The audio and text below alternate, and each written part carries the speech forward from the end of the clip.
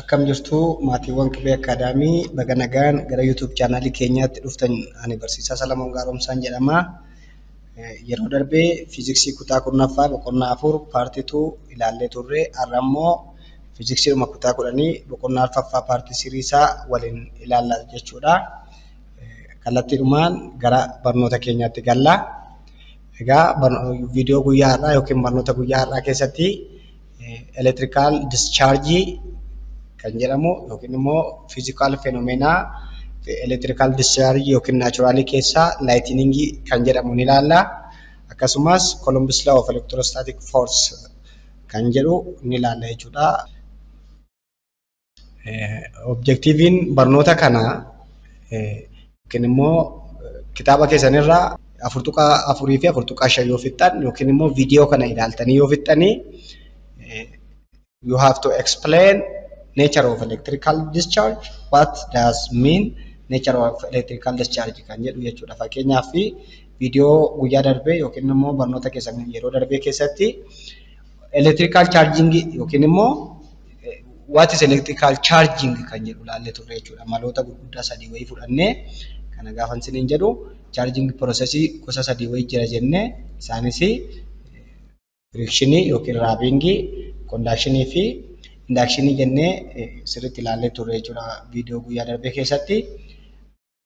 Processing kana ammoo wanta electrically charge ta'e tokko discharge gochuun yookiin immoo wanta amma electrical charge gaafa define goonu guyyaa sana yookiin immoo viidiyoo keenya darbee keessatti electrical charging is the process by which we tend to upset balance between positive and negative charge. Since electrical charging is upsetting the balance between positive and negative charge, can we reset the balance between electron and proton is our today's concern. Nextly, how lightning happens. We have to describe how lightning happens. Then the last objective for the electrical discharge is what is the importance of grounding. Kan jedhu ilaalla jechuudha. Itti fufuudhaan 4.5 Columbus law of electrostatics kan jedhu ilaalla jechuudha. Investigation scientific BF French Charles D. Ampere Coulomb kan jedhamu yookiin immoo namichi Charles Coulomb jedhamu argannoo yookiin immoo great investigation jedhamee argannoowwan electrical phenomena yookiin immoo field physics keessa damee electrostatics jijjiire argannoo namicha kana ni ilaalla. As well as you have to able to find the magnitude of electrostatic force or electric force between two charges or between two charged material. Kana objective barannoo kanaati jechuudha. Kallattiidhumaan gara barnoota keenyaatti yoo deemnu just there is a technique for removing the excess of electric charge from the charged object.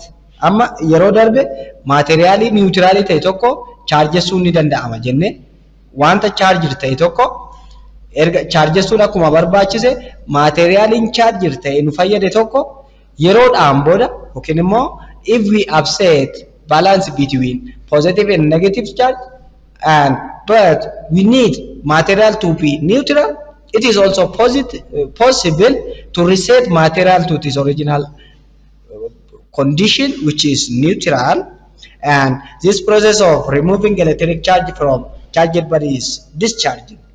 It is the reverse process of charging. Amma asumatti dis kan jettu negative charge ta'uu ishee argisiifti jechuudha. Qaama tokko chargessuun akkuma danda'amu discharge gochuunis karaa biraatiin qaamni tokko chargessuu jechuun elektiroonii itti dabaluu yookiin elektiroonii irraa hir'isuu yoo ta'u discharge jechuun immoo elektiroonii itti daballe sana irraa kaasu yookiin immoo elektiroonii irraa hir'isne sana deebisuu fi jechuudha salphaadhumatti afaan local contextiidhaan yoon isin ibsu akka liqiitti yoo fudhatan waan fuudhan sana iddoo isaatti deebisuu jechuudha. Egaa kana akka kana yoon isiniin jedhu elektiroonii baatu yookiin immoo materiaalii tokkorraa elektiroonii remove yoo goone since electron is or electric charge is conserved amount of electron or amount of electrical charge removed from one material is equal to amount of electric charge gained by another material. Sababni isaayyuu wanti discharge goona nuti jennu yookiin immoo materialin discharge ta'e tokko eessayyuu hin dhaqu jechuudha. Materialin discharge ta'e qaama biraatiin fudhatama malee electric charging quantized dha as well as conserved dha gaafa jennu just electron destroy gochuun hin danda'amu. It is quantized as well as it is conserved gaafa jennu electron qaama tokko irraa kaatu qaama biraatti galti jechuudha. Then when body is discharged it becomes neutral. Amma inni materialin tokko charge gaafa jennu charge ta'eera gaafa jennu electrical dipole ummatti jechuudha. Karaa biraatiin pole lama ummatti jechuudha. Pole positive jedhamuu fi electrical pole negative jedhamu ummatti jechuudha. Amma inni kun charges yoo jedhamu pole lama ishiin ummatte yookiin immoo charge kan taate kana yoo reset goone immoo neutral material itti deebiti jechuudha. Yoo duraan electronic gallakkisteetti ta'e electronic ishii deebistee fudhatti.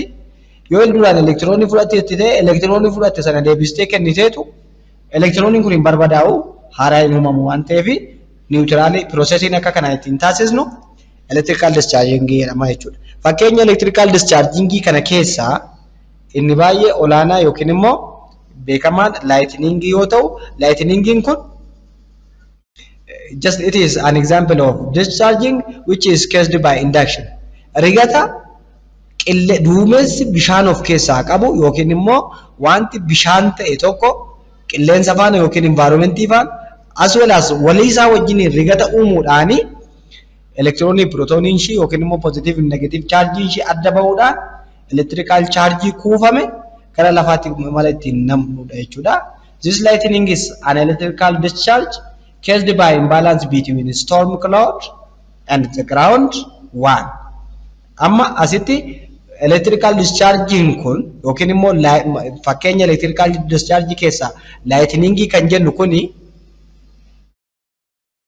imbalance yookiin immoo absenti positive fi negative charge storm cloud fi ground fan yookiin immoo cloud numtii fi cloud mataan isaanii waliif isaanii faana electroni walirraa fudhachuudhaan charge godhan kana electroni gara ishiitti deebisuudhaan discharge mala ittiin goonudha jechuudha.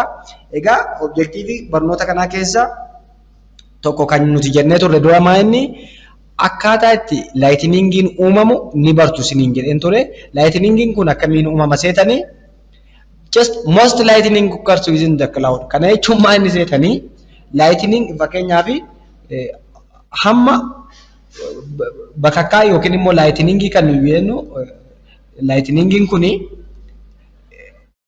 maani wanta electrical discharge godhu yoo ta'u baay'eensa lightning uumamu keessa harki caalu cloud fi cloud gidduutti kan uumamu jechuudha. Karaa biraatiin yeroo roobni roobu yookiin immoo yeroo duumessaa'u balaqqeessa yeroo waqtiidhaan argaa garuu qaqawweessi yookiin immoo ho'i uumamu ho'i kun ho'a baay'ee guddaa just 5 times hotter than the surface of the sun jedha. Kana jechuun ho'a baay'ee olaanaa dhagni lafaa yookiin dhagni dachee kelvinii meeqaan akka ishiin ho'itu laala. Isa kana dachaa shaniin kan ho'utu uumama. Ho'i kun kana keessaa muraasa ishiiti jechuudha. Gara lafaa akka qabu baay'een isaa cloudii keessatti kan uumamu yoo ta'u this heat case surrounding air to rapidly expand and evaporate which creates peeling thunder we hear short time after seeing lightning flash. Amma asitti otoo optics ilaaltanii ifni soundii caala yookiin immoo ifa kan jennu electromagnetic wave mechanical wave soundii jedhamu caala ariifatee akka deemu asirraa implicationii tokko contentii keenya kan wal qabatu ta'uu asbaatu sababni isaayyuu qaqawweessi yookiin immoo soundiin dhufu maal jedhama peeling thunder kan jedhu kuni nagorgaadisa jedhama jechuudha afaan amaariffaatiin afaan oromoo qaqawwee sanatti fakkaata. Inni kun erga ifa argineen turee dhufa jechuudha. Ifni electromagnetic wave short wave xiqqaa qabu yoo ta'u soundiin immoo mechanical wave isa caala xiqqaa waan ta'eef turee dhufa jechuudha. turee dhufa jechuudha. Objektiiviin keenya garuu maa'inni ho'i rigataan yookiin immoo asitti indaakshinii nuti jenne kanaan yookiin maateriaalii keenyaa kanaan uumamu kun annisaa ho'aa yookiin immoo hiitii baay'ee olaanaa uumaa jechuudha. Akka termodaayinaamiksii irra jirutti immoo maateriyaaliin tokko tempireechar isaa baay'ee ol ka'aadha taanaan 3/2 makaanikaal kinetic energiin isaa baay'ee ol ka'aa inni kun immoo paartikiloonni sun akka baay'ee socho'an nu gargaara jechuudha.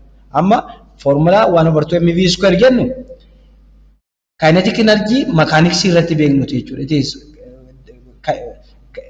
kinetic energy obtained as from mechanics 3/2 yookiin RT jennu kun immoo kinetic energy thermodynamics irraa argannudha jechuudha. Amma qaamni tokko ho'eera gaafa jennu temperature isaa tolka.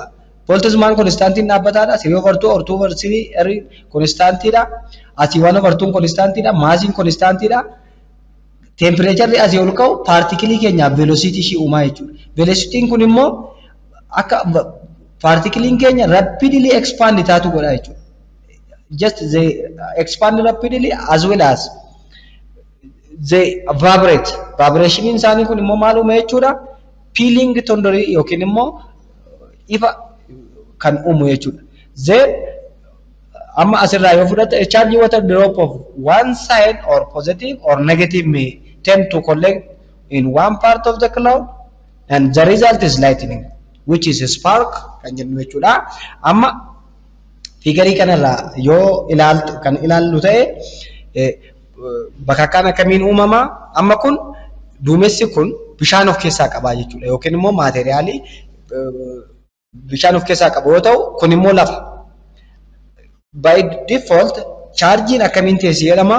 Warri poozitiivii gubbaa kanaan negatiiviin jala kanaan poozitiiviin gubbaa kanaan negatiiviin jala kanaan akka kanaan teessi jechuudha. Then ammuma duumessi walitti qabamee kuufamaa baay'achaa deemu kuufamni poozitiivii fi negatiivii wal gubbaa jiru kanaas dabalaa deemaa jechuudha. Then lafti immoo uumamaan sababii maasii guddaa qabduuf yookiin immoo maasiin ishii baay'ee olaanaa ta'ee fi wantoonni lafarra jiranis laftis niwutiraaliyyuu taatu elektirikaal chaarjii yookiin immoo elektiroonii pirootoonii wal qixaayyuu ta'u lakkoofsaan baay'ee olaanaa ta'an qabaatti jechuudha. Then ammuma duumessi as keessatti baay'achaa deemu poozitiiv akkuma kan duumessa kanaa poozitiiviin gubbaa negatiiviin jala taa'u kan kanaas poozitiiviin gubbaa negatiiviin jala akka kana seetaappii kanaan taa'u jechuudha. Akka kanaan taa'u. Sanaan booda poozitiiviin gubbaa dirra lafaarra jiru yookiin immoo lafa keessa jiru kun negatiivii kilaawudii keessa jiru kana gadi harkifachaa deema. Karaa biraatiin number of chargiin lafa keessa jiru kun baay'ee lakkoofsaan baay'ee guddaa waan ta'eef poozitiiv chargii kana ofirraa ol dhiibuudhaaf humna baay'ee qabaata jechuudha. Paaworii baay'ee guddaa qabaata. Sanaan booda jalqaba qilleensi yookiin immoo eeriin kun insuleetariidha jechuudha. Otoo insuleetarii hin taane ta'e hamma duumessi dhufu hunda bakka akkan uumama ture jechuudha. Kitaaba keessa irraas akkas jedha. Air is insulator.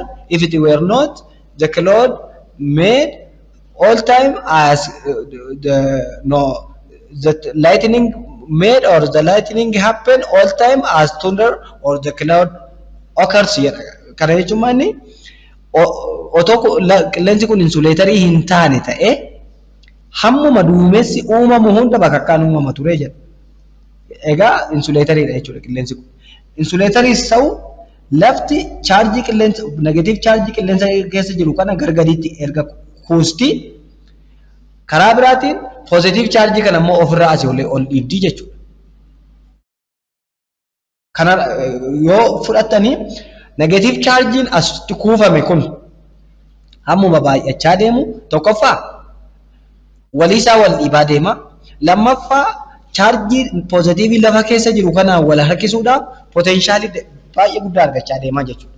Sanaan booda qilleensi gidduu lafaa fi duumessaa jiru kun insuleetarii ta'uu dadhabaa jechuudha. Yookiin immoo walirraa ittisuu dadhabaa jechuudha. Sababni isaayyuu tokkoffaa chaarjonni kun baay'eedha. Ammuma kana elektiriik fiildii guddaa qabaatu. Elektiriik fiildii isaan guddaa qabaatan kun immoo baay'inuma chaarjota kanarratti hundaa'ee attraction forcein EQ'dha. Baay'inni QV kanaa hammuma dabalu forcein isaanis dabalaa jechuudha. Sababii kanaaf qilleensi kun chaarjiin lafa keessa baay'ee jiruu fi chaarjii duumessa keessa jiru kana walirraa ittisuu dadhabaa jechuudha. Gidduu kanaan garuu yoo qilleensi bubbise yookiin immoo qilleensi qilleensa'u chaarjonni kun asii olee ol yaa'uudhaaf humna qabaatu jechuudha yookiin immoo gara chaarjii biraatti deemuu danda'u. Gaafa kana sagalee isaa duwwaa yookiin balaqqeessaa isaa duwwaa dhageenya bakka kan gara lafaatti hin bu'u jechuudha.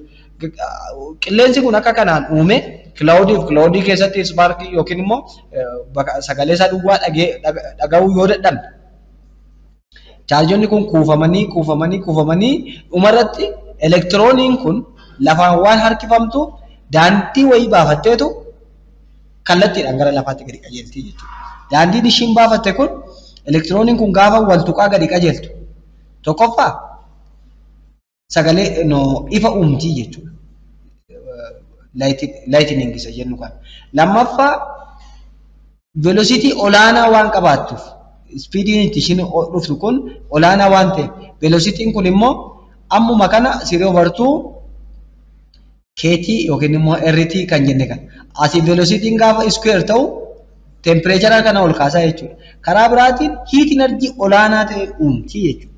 Sardilii saawundii uumtii jechuudha. Asirraa kaanee lightning irraa waa meeqa argachuu dandeenya jechuudha yookiin immoo anniisaa gosa akkamii fa'aa convert nu ta'uu danda'a jechuudha. Tokkoffaa hiitii argachuu dandeenya. Waan lammaffaa saawundii argachuu dandeenya. Chaarjii otoo isin hin jedhe fakkeenyaaf elektirikaal chaarjiin haaraa uumamu hin jiru jechuudha. Saawundii energiin uumamuu danda'a, hiitii energiin uumamuu danda'a. Anniisaan haaraa uumamu karaa biraatiin chaarjiin haaraa uumamu garuu jiru. Anniisaan kunis haaraa kan uumamu otoo hin taane poteenshaalii lafti ittiin harkistu kanarra argachuu kan dandeenyuti jennee bakka kaan makaanizimii kanaan uumama jennee argachuu dandeenya jechuudha. Barattoota when thunder cloud pass overhead, if the base of the cloud is positively charged, then it will attract negative electrons in the earth and underneath it. Should a spark jump to the earth, it will tend to jump the shortest air gap, such as 2 trees or tall building. Kana jechuun maalli seetanii amma ifama duubattiin sin jalaa deebise chaarjiin kun gara lafaatti gaafa yaatu yookiin immoo gara dacheetti gaafa gadi dhuftu daandii gabaabaa tokko wanta ishee tol dhiyaatee jiru waanuma ittiin daftee lafa qaqqabdu filattii jechuudha. Sababii kanaatiin maal ta'a? Amma muka gurguddaa sababiin bakka akka rukutummaa inni tokkoffaa wanti sun chaarjii baay'ee waan of keessaa qabuu fi karaa sanaan darbu. Lammaffaa immoo gara lafatti gadi bu'uurra wanta ol dhiyaatee jiru sanarra buute achirraan gadi nam'u jechuudha. Sababni isaayyuu elektirooniin gadi dhufaa jirtu kun walii ishiis wal dhiibaa waan jirtuuf amma daandii karaa baatu barbaadde jechuudha. Filannoo karaa ba'umsaa barbaadde jechuudha. Egaa dischargii kana yookiin immoo lightningii kana safely buusuudhaaf yookiin immoo wanta qilleensa keessatti electrical dipole uume kana safely gadi buusuudhaaf malli nuti fayyadamnu maanni lightning conductor yookiin immoo lightning rod kan jedhamu jechuudha. Amma baay'inaan naannoo sibiilli jirutti, naannoo mukni jirutti, naannoo waan akkasiitti billaa yoo jiraate, dhagaraa yoo jiraate waan ta'e wayii bakka kan nama rukutaa jedhu jechuudha namoonni uumamaani. Inni kun akka kootti yaadni kun sirriidhaan jedha. Sababni isaayyuu sibiilli densiitii guddaa waan qabuuf number of electronii waan kana keessa jirtu baay'ee olaanaa. Electron plus protonii as keessa jirtu baay'ee olaanaa. Karaa biraatiin carraa electron elementary particle argattuu kana discharge ta'uu waan barbaadduuf garuma particle baay'ee argattuutti deemti jechuudha. Sababii kanaatiif amma baay'inaan maateriyaaliin lightning rod jedhamu makiinaa irratti ijaarsa adda addaa irratti hidhamu kun electrical conductor good conductor dha jechuudha. Maateriyaaliin sun number of electronii yookiin immoo number of elementary particle baay'ee kan of keessaa qabu ta'e wantoota discharge gochuudhaaf kan gargaarudha jechuudha. This metal bar or pointed at the top of the building or pointed on the top of electronics or material which is made up from metal have this lightning rod which to support or to discharge the cloud safely. The idea that should get struck before the building and conduct the surge of charge harmlessly to the earth. Kana jechuun maanni lightning rod gamoon qabu tokko hin miidhamu jechuudha. Sababni isaa iyyuu mataa isaa gubbaarra good conductor wayii waan jirtu lightning kun yoo dhufe ishumarraan gara lafaatti gadi darba tokko. Lammaffaa konkolaataa yoo fudhatan yookiin immoo wantumti ittisuu lightning yookiin immoo charge qilleensa keessa jirtu kana safely discharge gochuudhaaf uumamte kuni yookiin grounding taatee jirtu kun electrical charge gara lafaatti otoo humaa dhiibbaa hin geessisi. Karaa biraatiin amma baay'inaan namoota bakka kaan kun itti bu'e yookiin immoo charging kun itti namni maal godhu jechuudha. Naannootti dhageessanii yoo beektan ta'e dikee keessaa kan awwaalan yookiin immoo lafa keessa kan awwaalan argitu jechuudha. Amma inni kun maanni otoo bishaan keessa akka bishaan fudhatee hin bannetti nama luka duwwaa yookiin immoo dhoqqee keessa kaa'anis inuma ta'a jechuudha. Electrical charging qaama nama sanaatti namne karaa ba'umsaa yoo argate gara grounding akka namuufi jechuudha. Maybe dikeen dafanii haaduudhaaf waan mijatu keessa haa kaa'anii I don't know. Akkasumas immoo uummanni keenya kabaja horiidhaa qabuuf jecha horiitu akka kana godha jedhee kan yaade yoo ta'e hin beeku garuu electrical discharge yookiin immoo nama bakka rukute kana awwaaluun yookiin immoo fiixee isaa lafa keessa kaa'uun kun wanta sirriidha jechuudha. Sababni isaa iyyuu qaamni nama sanaa bakka jiidha. Kana jechuun qaamni namaa fuulduratti ilaalla. Haalli isaa kun insulating materiaalidha. Garuu jiidhi qaama keenya keessa jiru good conductor waan ta'eef wanta jiidhaa yookiin immoo weight substance gaafa argatu elektiroonii yaasuu jalqabaa jechuudha. Karaa biraatiin charging qaama namaatti karaa elektiroonii kanaa namni ta'e karaa bakakkaa kanaa namni ta'e gaafa lafa keessa awwaalan keessaa yaati jechuudha. Afur tuqaa afur kanaa yoo xumurru portioniin itti aantu Columbus law of electrostatics kan jedhudha jechuudha. Egaa property electric charge keessaa yookiin immoo party waan boqonnaa kanaa keessatti amaloota electric charge keessaa maal jenne irraa chargeonni lama yoo wal fakkaatan wal dhiibuu jenne jechuudha. Chargeonni lama repel wal gochuu danda'u, attract wal gochuu danda'u jechuudha. Chargeonni lama repel yookiin attract wal godhan kuni maal irratti hundaa'eeti jechuudha. Behavior yookiin nature isaanii irratti hundaa'ee repel yookiin immoo attract wal gochuu danda'u jechuudha. Egaa dhiibuu yookiin harkisuun kun humna jechuudha. Amma definitionii humnaa irraa yoo fudhattanii dhiibuu yookiin harkisuun humna yoo ta'u humni kun immoo maal jennee define gochuu dandeenya jechuudha. Electrostatic force dha. Chargiin lama yoo wal dhiibe yookiin yoo wal harkise amma inni ittiin wal dhiibe yookiin amma inni ittiin wal harkise kana mala electrostatic force dhaan define gochuu dandeenya jechuudha. Then the magnitude of electrostatic force between charged sphere was first investigated quantitatively by Charles Coulomb, and he observed that electrostatic force between two charges directly proportional to product of charges and it is inversely proportional to square of the distance kan jedhu investigate godhe jechuudha. Kana jechuun maanni chargeonni lama yoo wal dhiiban yookiin yoo wal harkisan dhiibuu yookiin harkisuun kun humni ittiin isaa wal dhiiban yookiin wal harkisan kun magnitude chargeota sana lamaanii faana direct proportionality qabaata. Kana gaafa jennu garuu chargeonni lama wal dhiibu yookiin wal harkisu jechuun hammuma infinitiitti yookiin immoo fageenya barbaadanidha wal dhiibu yookiin wal harkisu jechuu miti. Fageenyi isaa walirraa qaban immoo inverse square dhaan proportionality qabaata jechuudha. Chargiin sun chargeonni lama yoo meetira lama walirraa siqan forcein isaa immoo 1/4 isaati yookiin immoo square meetira lamaatiin decrease kan inni ta'u kan ibsudha jechuudha. Bifa mathematicstiin waan kana yoo convert goone yookiin mathematicstiin yoo convert goone maal jedha jechuudha.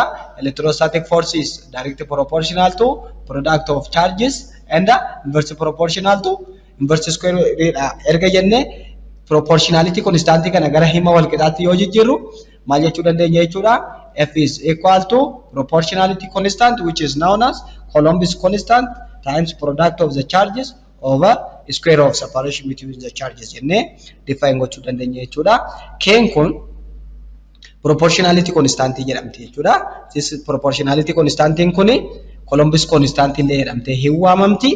Gatiin ishii 9 times 10 the power of 9 jechuudha. Karaa biraatiin keen kun 1 over 4 pi epsiloniidhaan ibsamuu dandeessi jechuudha. Epsiloniin kun permittivity of free space jedhamti jechuudha. Permittivity of free space jedhamtee yoo ibsamtu permittivity of free space kun 8.85 jechuudha. Amma ishii kanarraa kaanee k yoo fidachuu barbaanne 1 over 4 pi jechuun 3.14 dha times 8.85 times 10 the power of minus 12 Coulomb square 1 kun jala jirti jechuudha.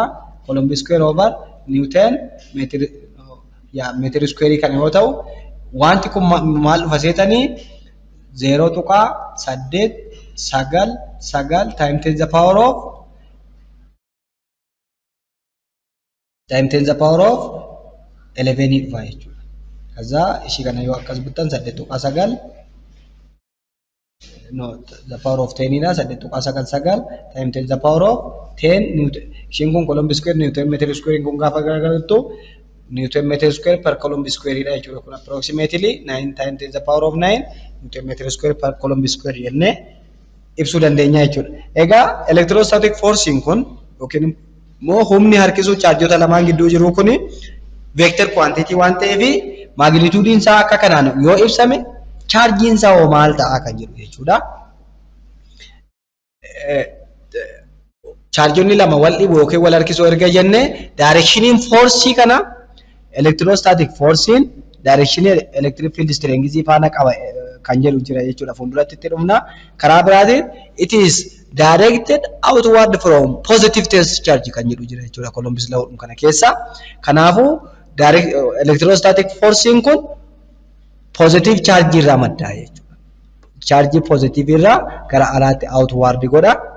Then it is directed along joining the charges. Amma charge lama yoo keenye charge Q positive charge as immoo charge Q2 negative charge yoo ta'u geenye forcing gidduu isaanii jirtu akka kana yoo ta'u direction forcing kun negative fi positive waan ta'aniif wal harkisu direction of forcing isaa garuu positive charge irraa asii olee gara kanatti harkifamti jechuudha. Charging keenya positive charge tu gara ishiitti harkifataa jechuudha. Akka kana jennee ibsuu dandeenya. Kan biraa asitti wanti isin sirriitti hubachuu qabdanii charge lama yoo wal dhibu yookiin wal harkisu productiin isaa electrostatic force is equal to K Q1 Q2 over R square yoo jenne. Chargeonni kun lamaan opposite charge yoo ta'an kana jechuun positive fi negative yookiin immoo negative fi positive yoo ta'an productiin asitti dhufu kun negative value nu kenna jechuudha. Negative value nu kenna. Charge wal fakkaatu immoo no charge opposite walii ta'e immoo maal jenneerra wal harkisaa jenne jechuudha. Kanaaf electrostatic force calculation wayitii argattanii gatiin keessan negative yoo dhufe wanti sun dogoggora jechuu otoo hin taane chargeonni sun lamaan wal harkisaa jiru jechuudha. Chargeonni sun lamaan wal harkisaa jiru jechuudha.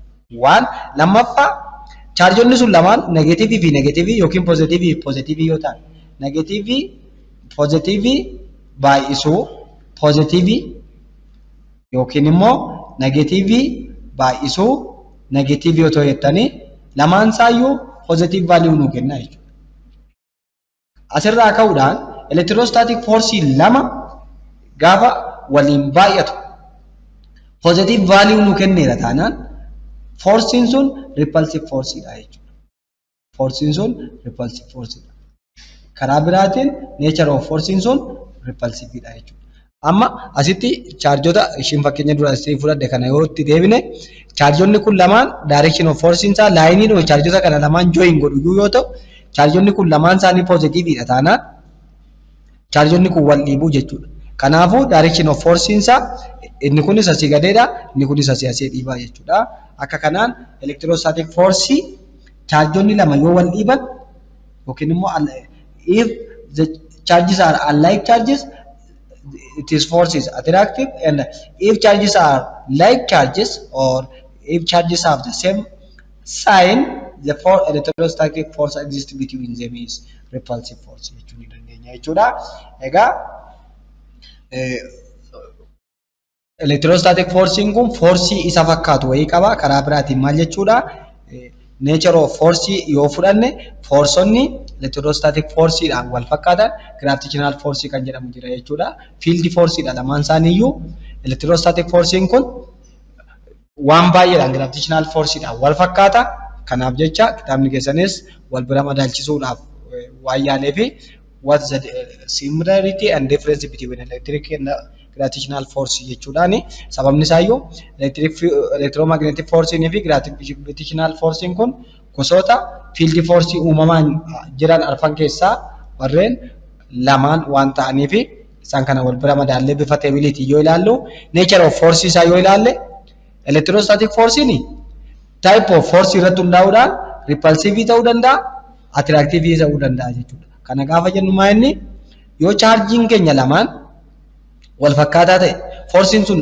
yookiin immoo humni gidduu isaaniitti jiru wal dhiiba sababni isaayyuu the same charge repel each other opposite charge attract each other jenneerra gara gravitational force yoo dhuftan garuu maasii ta'e sababii maasii qabuuf even protonii osoo fudhatanii sababii maasii qabaniif wal harkisu sababii chargii qabaniif garuu wal dhiibuu jechuudha amma wal bira akkamittiin walirraa fagaatu gravitational force no gidduu isaanii jira kan jedhu in kaastu yoo ta'e fuulduratti example irratti itti dhumna garuu wanti isin beekuu qabdan wanti chargeonnumti mataan isaanii maasii waan qabaniif jecha sababii maasii qabaniif wal harkisu jechuudha there is no material which have repulsive gravitational force amma charge wal fakkaatu wal dhiiba waan jenneef materialii wal fakkaatu wal dhiibu jechuudha fundamental interaction isaanii kana gaaf jennu inni dhiiba yookiin ni harkisa gaafa jennu maal dhiiba yookiin maal harkisa kan jedhu yoo kaasne electrostatic forcein charge yookiin charger particle dhiiba yookiin harkisa jechuudha gara gravitationalitti immoo yoo dhufnu wanta maasii qabu kamiyyuu ni harkisa jechuudha gravitational force gaafa jennu by the way force lafaa fi earthidhaa fi material gidduu jiru qofaa miti wanti maasii qabu kamiyyuu waan maasii qabu kan biraa ni harkisa jechuudha lafti nu harkisti nuti lafa ni harkifna namni nu bira jiru nu harkisa girgiddaan xaaraa wanti safara keenya jiru hundaan wal harkisnas nu harkisas jechuudha concept of force isaa yookiin immoo moggaafamni isaa electric force Columbus lawudhaan kan bulu yoo ta'u inni kun immoo Newton's universal gravitational law kan jedhamuun bula jechuudha inverse square lachuun isaayyuu obey ni godha jechuudha just electric forces the force inversely proportional to square of distance between two charges electric charge or two electrically charged material in camera gara gravitationality mo yoo dhufnu it is the force which is inversely proportional to square of distance between two masses mass 1 and mass 2 yoo enne fudhanne massiin kun lamaan inverse proportionality kan qabaatan jechuudha conservative force dha moo miti kan jedhu forcing gosa lama jetti qooduu dandeenya conservative fi non conservative work daniin closed phase isa material tokko irratti dalagaa'u yookiin immoo work phase closed ta'e tokko nu kenname work daniin isa zero dha taanaan conservative force dha jennaani but work daniin isa different from zero dha taanaan yookiin immoo change mechanical energy hin qaba taanaan immoo dissipative force yookiin non conservative force jechuu dandeenya jechuudha then electric force yoo fudhanne the work done by electric force is path independent kana jechuun maanni it is conservative jechuudha material wanti tokko path dependent dha yoo ta'e fakkeenyaaf gravitationally fudhatanii particle tokko yoo asii ol darbatamu gaafa ol deemu potential energy fudhachaa kinetic energy immoo gadhiisaa deemu potential energy gadhiisaa kinetic energy fudhachaa yoo deemu gaafa gadi deebi'u immoo wanta fudhate gadhiisaa wanta gadhiise immoo fudhachaa deebi'a jechuudha akkuma kana charging is gaafa flow taatu electric potential yoo argattu gaafa reverse back taatu immoo wanta fudhate sana gadhiisaa akka kana waan deemtuuf lamaan isaayyuu path dependent dha jechuudha walumaa galatti force central isaa yookiin immoo direction of force isaa electric force ni line joining two charges duras ni kaaseera inni kun immoo line joining center of mass asitti center of mass maaliif jedha fakkeenyaaf namni gara ofiisiitti nu harkistu gaafa jennu dirra lafaa yookiin immoo baqqaanni lafaa hundi gadi nu harkisu lafti immoo kan ishiin harkistu qaama keenya hunda isaa miti point center of mass jedhamtu jira. Center of mass fi center of energy tu wal harkisa jechuudha. Karaa biraatiin objective fi objective dha yoo ta'e center objective kana lamaanitu wal harkisa jechuudha. Field in isaa represent godhan immoo electric force in electric field yoo ta'u inni kun immoo gravitational dha jechuudha. Inni ittaanu fi ijooni dependence on medium kan jedhudha jechuudha. Dependence on medium gaafa jennu electric field medium dependent dha. Karaa biraatiin the electric material parallel plate capacitor way gidduu otoo keenye dandeettiin wal harkisuu kapasitaroota sana lamaanii yookiin immoo pileetota sana lamaanii fakkeenyaaf kun negatively charged kan ta'e wayii otoo fudhattanii as immoo positively charged kan ta'e wayii fudhattanii akka kanaan airiidhaan otoo dhiiftanii yookiin vaakiyuumiidhaan otoo dhiistanii wanti kun sirriitti wal harkisuu danda'a. Gaafa dielectric material yookiin mediumiin biraa gidduu isaatti dabalamu garuu strengthiin isaa ni xiqqaata jechuudha. Gravitational forcing garuu even vaakiyuumii keessattuu affect hin ta'u. Kanaaf electric forcing medium dependent yoo ta'u inni kun immoo medium irratti kan hin hundoofne yookiin immoo it is not affected by medium jennee ibsuu dandeenya jechuudha. Barattoota kana amma kana yoo jenne gara Columbus Lawutti deebinee fakkeenya shallagamoo waliin haa hojjennu jechuudha. Fakkeenya keenya keessaa inni jalqabaa charge 1 which is 5 microcoulomb and charge 2 which is minus 12 microcoulomb are separated by 30 centimeter on x-axis. What's the magnitude of force exerted by the two charges? Amma asitti chargeota lamatu jira jechuudha. Chargeota maal ta'an lama oppositely charger ta'an yookiin immoo charge poli opposite qaban lamatu sentimeetira 30 walirraa fagaatee jira jedha. Dalga x-axis irra. Kana jechuun chargiin tokko yoo as jiraatte tokko immoo as yoo jiraatte minus 12 microcoulomb fi 5 microcoulomb yoo jenne fakkeenyaaf fageenyi gidduu kana jiru sentimeetira 30 jennee akka kana yoo walirraa fagaatan akka givenitti charge 1 in keenya 6 microcoulomb charge 2 in keenya 12 microcoulomb then radiusing gidduu isaanii jirtu immoo 0.3 kana jechuun maal jechuu dandeenya 3 times 10 the power of minus 1 meter jechuu dandeenya jechuudha. This one is Columbus constant which we have seen earlier. Okay, erga akka jenne given keenya warreen kana yoo ta'an required keenya electrostatic force jechuudha. Solution isaa Columbus law fayyadamna jechuudha. Egaa asitti according to Columbus law electrostatic force is equal to F is equal to K Q1 Q2 over R squared erga jenne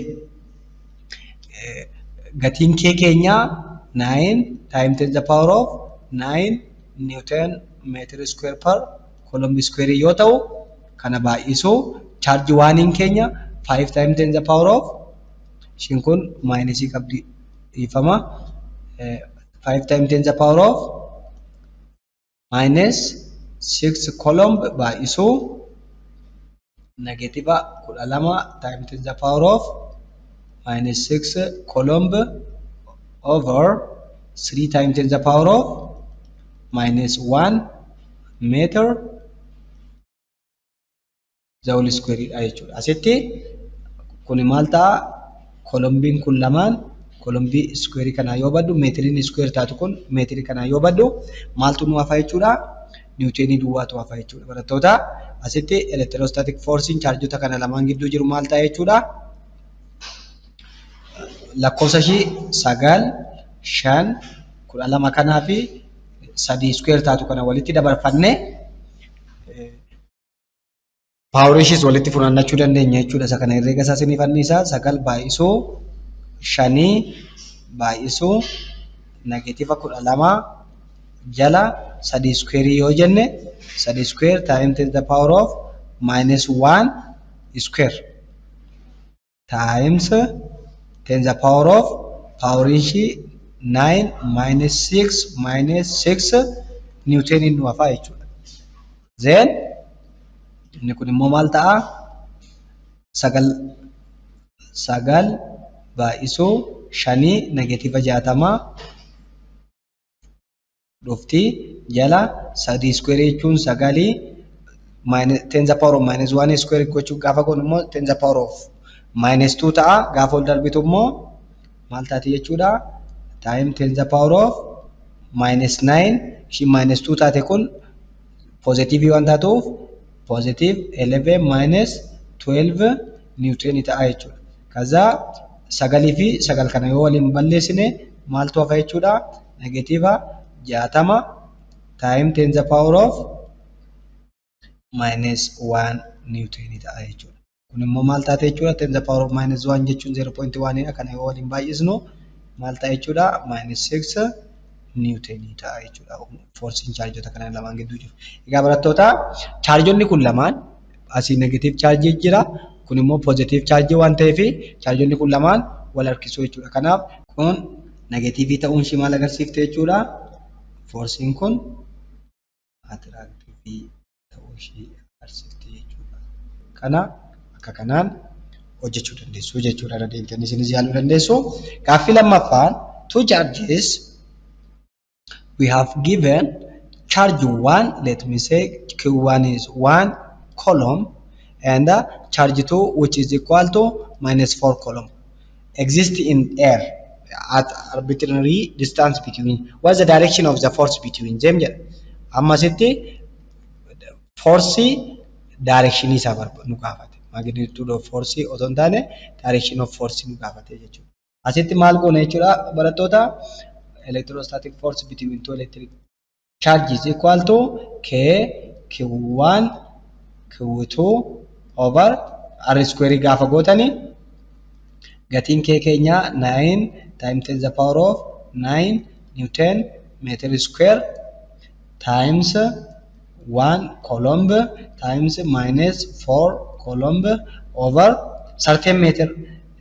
Meteriin kun A haa ta'u yookiin immoo lakkoofsa barbaade haa ta'u, let me say A meter square yookiin immoo A square meter square gaafa square ta'u. Kaza meteriin kun meetirii kana yoo baddu kolombiin kun lamaan kolombii newton meter square per kolombii square waan ta'eef shi kana yoo baddu lakkoofsi kuni tokko baay'isuu afurii kana baay'isuu minus 36 over A square newton dhufa jechuudha. Amma electrostatic force gaafa hojjettan valuun force keessanii negative dhufeera taanaan direction force keessanii maal ta'a jechuudha? Attractive force dha jechuudha. Negative ta'uun shi maal agarsiifte jechuudha? Forcing kun attractive ta'uu shi agarsiifte jechuudha. Kanaafuu charge kana lamaan space keessatti radiusii wayii irratti otoo kaaftanii this one is 1 coulomb and this one is minus 4 coulomb. Kanaaf direction of forcing keenya toward the positive charge dha jechuudha. Kanaaf positive ta'uunsa attractive force akka kanaatiin ibsuu dandeenya jechuudha. Eeshi question number 3 or example number 3 maal jedha? We have given two charges Q1 and Q2 which are 30 millimeter apart from each other. Determine the magnitude and direction of the force existing between the two charges jedha. Amma asitti giveniin keenya charge 1 charge 2 radiusii fi Q akkuma saduraanii yoo qabaannu recording keenya electrostatic force kana ta'a jechuudha. In the same way as we have seen earlier, electrostatic force in chargeota kana lamaan gidduu jirtu maal taate jechuudha? K which is 9 times 10 the power of 9 Newton meter square per coulomb square times Q1 is equal to 2 times 10 the power of minus 6 coulomb times Q2 keenya immoo minus 4 times 10 the power of minus 3 coulomb over 0.03 millimeter jechuun immoo minus 3 times 10 the power of minus 2 meter jechuudha. Kanaaf 3 times 10 the power of minus 2 meter joule square ta'a jechuudha. Kun immoo maal ta'a akkuma isa duraa walitti funaannu 9 baay'isuu 2 baay'isuu negative 4 jala 3 square jechuun 9 times 10 the power of 9 minus 6 tuun kun gaafa square taatu minus 4 taati gaafa ol darbitu plus 4 taate ol darbiti jechuudha. niwutonii duwwaan nu hafa. Sababni isaa kolombii square'n kun kolombii kana lamaan yoo baddu meetiri square'n kun meetiri square kana balleessiti jechuudha. Kaza sagal kana yoo balleessine maaltu nu hafa jechuudha. Ishiin kun -3 dha dhiifama. Kun -8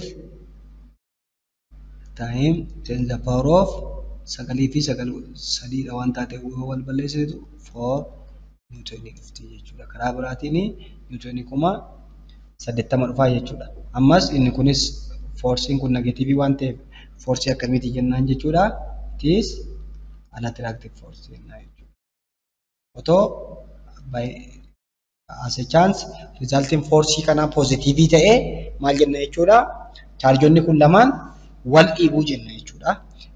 Asumarraa yoo fudhattan 2 microcoulombiin kun positiviidha. 4 millicoulombiin kun immoo negativiidha. Kanaaf positivii fi negative charge maal godhu jechuudha. Wal harkisuu jenna jechuudha. Qal'aadhumatti chaarjonni kun lamaan wal harkisaniif directioniin force kanaa immoo maal jechuudha. It is forcein isaa positive test charge irraa originate ta'ee gara negative chargeetti terminate kan ta'udha jechuudha. Gaaffii arfaffaan teebiliidhaan isan dura isinii madaala bifa calculationiitiin immoo which force is greater between an electron and the proton jedha. Amma maateriyaaliin inni nuu kenne maa inni elektirooniidhaa fi protonii fudhadhuutii jedha. Gravitational force elektiroonii lama gidduu jiru moo electrostatic force elektiroonii protonii gidduu jiru moo electrostatic force elektiroonii protonii gidduu jirutu caalaa jedha. Amma isa kana hojjechuudhaan maal goona? Elektiroonii protoniin sababii chaarjii qabaniifis wal harkisu, sababii maasii qabaniifis wal harkisu jechuudha. Isa kamiif sababii kamiitiif caala wal harkisu kan jedhu argachuudhaaf akka givenitti tokkoffaa maasii elektiroonii which is 9.1 times 10 the power of -31 kiloogiraamii qabna. Tokko maasiin protonii immoo 1.7 I think times 10 the power of -27 kiloogiraamii qabna. Chargiin isaanii immoo charge of electron is equal to -1.6 times 10 the power of -19 coulomb. Charge of proton which is equal to 1.6 times 10 the power of -19 coulomb qabna jechuudha. Kan biraa konstaantota Columbus constantii jedhamu 9 times 10 the power of 9 Newton meter square per Coulomb square kan jedhamuu fi Newtons gravitational constant kan jedhamu meeqa qabna jechuudha. 6.67 times 10 the power of -11 Newton meter square per kilogram square kan jedhamu qabna jechuudha. Isaan kana fayyadamne amma requiring keenya balance between electrostatic force and gravitational force dha. Kana jechuun way ratio gravitational force to electrostatic force or ratio electrostatic force to gravitational force barbaadu jechuudha. Isa kana barbaadne lakkoofsa guddaa yookiin immoo lakkoofsa positive ta'e yoo arganne gravitational caalaa jenna. Lakkoofsa xiqqaa yoo arganne immoo electrostatic caalaa jenna. Yookiin immoo isa kanaan lakkoofsa guddaa yoo arganne gravitational caalaa yoo lakkoofsa xiqqaa ta'e immoo electrostatic force caala jennee kan hojjennu ta'a jechuudha. Ergan amma kana jedhee mee gara calculation isaatti yoo seennu electrostatic force jechuun K Q of electron Q of proton over R square jedha. Gravitational force gidduu isaanii jiru immoo G mass of electron mass of proton over R square dha jechuudha. Amma radiusii common yoo fudhanne maal ta'a jechuudha. Ratio ishii gadi kana yoo fudhanne electrostatic force over gravitational force is equal to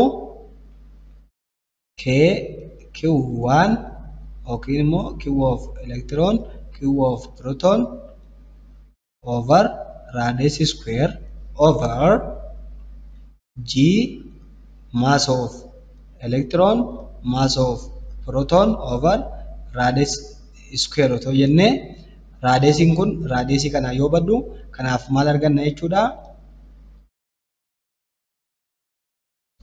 K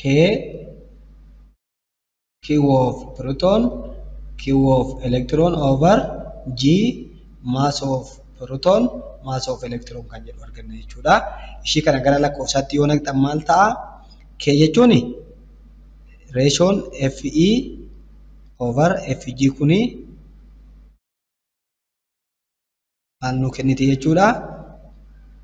9 times 10 the power of 9 times charging electronii 1.6 times 10 the power of negative 19 baay'isuu minus 1.6 times 10 the power of minus 19 column over maga ishiin gadi immoo 6.7 times 10 the power of minus 11 times mass of electron is 9.1 times 10 the power of minus 31 times mass of proton is 1.67 times 10 the power of minus 27 ta'a jechuudha. Kana gaafa kaalkuleetariitti naqxanii fiddan meeqa dhufa seetanii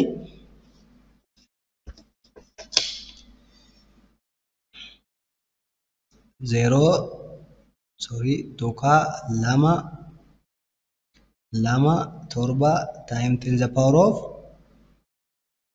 40 dhufa jechuudha.